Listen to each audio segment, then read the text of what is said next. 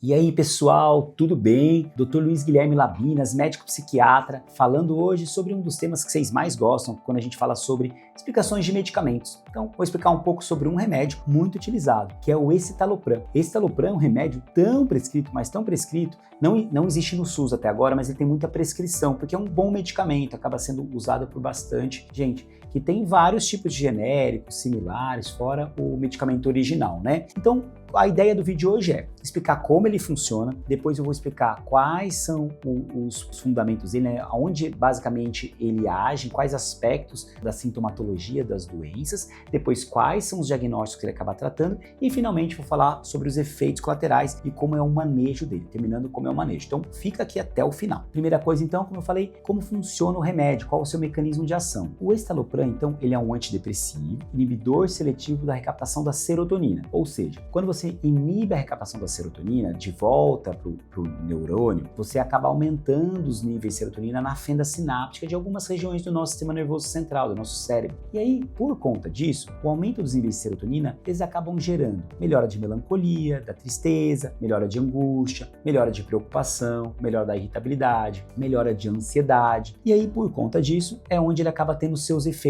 em algumas patologias. Quais são as patologias que ele acaba ajudando? Ele acaba ajudando na depressão, ele acaba ajudando na distimia, que é uma depressão persistente, ele acaba ajudando no transtorno obsessivo compulsivo, na tricotilomania, que é um transtorno relacionado também ao espectro do toque, acaba ajudando nos transtornos de ansiedade, como a fobia social, como o pânico, como a agorafobia.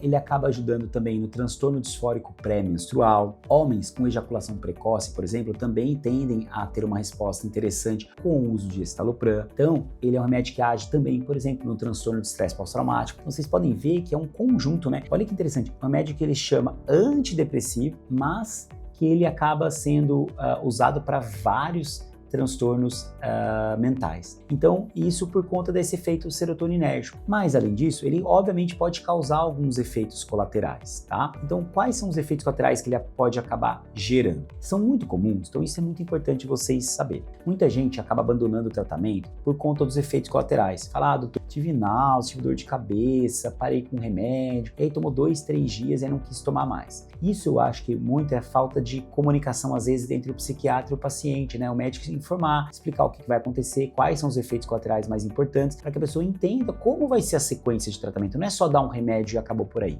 Então esse vínculo é muito importante, tá? Então, o que eu quero explicar sobre os efeitos colaterais em si? Os efeitos colaterais normalmente são transitórios, eles duram até 2 semanas de modo geral. Claro que alguns de vocês vão falar, doutor, não, no meu caso eu tive 30 dias, eu tive efeitos colaterais tão intensos que não dei conta. Eu tô há 3 meses tomando e continuo com efeitos colaterais. Claro que sempre vai haver exceções. Talvez você vá comentar aqui e dizer, eu sou uma exceção, doutor. Eu tive efeito colateral durante bastante tempo, mas de modo geral, eles são transitórios. Isso é importante vocês saberem, tá? Aliás, deixa aqui nos comentários qual a sua experiência com esse remédio. Aproveita, se você gosta muito de saúde mental, se você está passando por alguma dificuldade e gosta de entender, saber esse processo todo, já me segue aqui, se inscreve no canal, porque aí toda vez você vai ativando o sininho, você também vai receber notificações sobre novos vídeos, que pode ajudar muito você no seu tratamento. E, aliás, compartilhe esse vídeo também com outras pessoas, para que elas também entendam mais sobre como funciona o escitalopram, o remédio que você está tomando, ou até que essa pessoa está tomando. Agora vamos falar então sobre esses efeitos colaterais. Como eu disse, são transitórios. Em sendo transitórios, durante essas 2 semanas, o que normalmente é melhor fazer? Muita gente acaba tomando um comprimido direto. Eu não. Eu gosto muito de dividir, inclusive o ideal é isso, você começar com metade da dose por cerca de 6 dias e depois você fazer o aumento da dose, para diminuir o risco desses efeitos colaterais. E aí, se eles estiverem muito intensos, sempre informe seu médico. Se causar muito desconforto,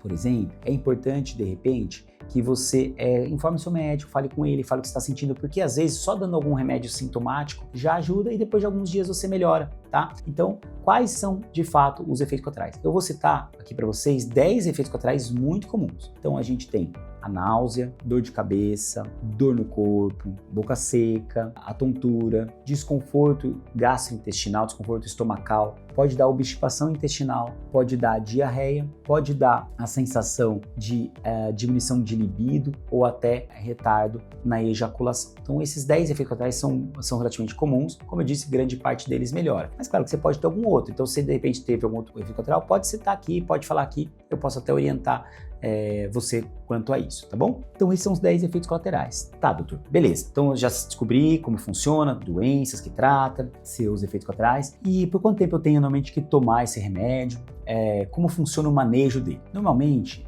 o uso vai variar da doença que a gente está falando e de quantos episódios você teve de cada doença. Então algumas pessoas, elas melhoram, por exemplo, estão tratando depressão, elas melhoram e elas tomam remédio por 6 meses a 1 ano. Tem pessoas que precisam tomar por 2 anos, alguns até de mais longo prazo. Isso obviamente vai variar muito de pessoa para pessoa e diagnóstico para diagnóstico e gravidade do quadro também. Mas de modo geral, quando a gente fala, por exemplo, na depressão, a gente espera uma resposta com o remédio em torno de 30 dias, que a pessoa tenha aí 30% até 50% de melhora. Se ela teve alguma resposta em 30 dias, que já com a dose menor, que é a de 10 mg, a gente pode investir no aumento da dose para 15. Depois de novos 30 dias, ela já teve mais resposta, às vezes até para 20. Claro que se com 10 mg ela já se sentiu muito bem, tô ótimo, nem precisa ficar investindo no aumento do remédio. Aí é estabilizar com essa dose e dar o tempo de manutenção, que é esse que eu falei, de quanto tempo vai durar o tratamento, que é variável, né? Que pode durar 6 meses, 1 ano, 2 anos, 5 anos, aí é de caso a caso. Eu quero passar também, agora é importante para vocês, algumas informações técnicas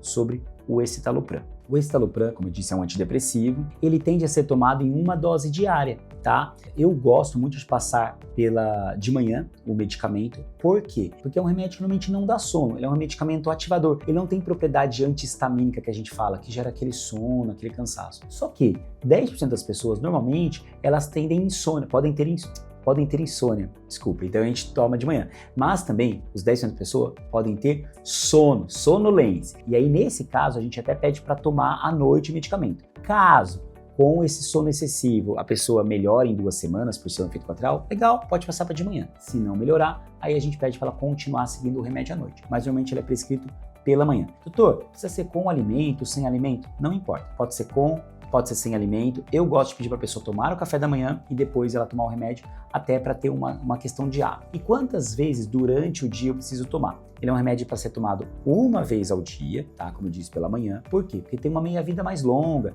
Ele demora aí 30 horas, às vezes, para estar em metade da sua dose, o que a gente chama de meia-vida. É um remédio de meia-vida longa. Ele é eliminado pela urina e ele é metabolizado pelo fígado. Mas é um remédio que tem pouca interação medicamentosa. Então ele acaba sendo bem interessante em pessoas que são polimedicadas, tomam vários tipos de medicamento. Entretanto, pessoas que têm cardiopatia ou tiveram infarto do miocárdio infartaram recentemente, elas têm que tomar um certo cuidado com o uso, especialmente quando você está na dose máxima dele de 20 mg. Alguns médicos vão te dar o escitalopram até 30 mg, vocês vão perceber, embora na bula fale 20. Se você está tomando 30 mg do escitalopram, existe apenas um cuidado caso seja uma pessoa que já infartou ou de repente que tenha lesões no coração, seja um cardiopata, mais nesse sentido. Entretanto, é um remédio muito interessante, porque ele é muito bom para ansiedade e ele acaba interagindo muito pouco, e por isso ele é muito prescrito. As pessoas que tomam vários remédios, tomam antihipertensivos, um monte de medicamento, acabam tomando esse escitalopram e indo bem, porque não interage com esses outros remédios. Ressalva mesmo essa questão de cardiopatias, tá bom? Bem, é isso. Se você gostou, então se inscreve aqui no canal, compartilha esse vídeo, muito importante, julgo eu. E se você quiser, lembra, toda segunda, toda quinta tem vídeo novo. Para você ser informado, é só clicar no sininho que tá aqui ou tá aqui, tá bom? Um grande abraço e até o nosso próximo vídeo.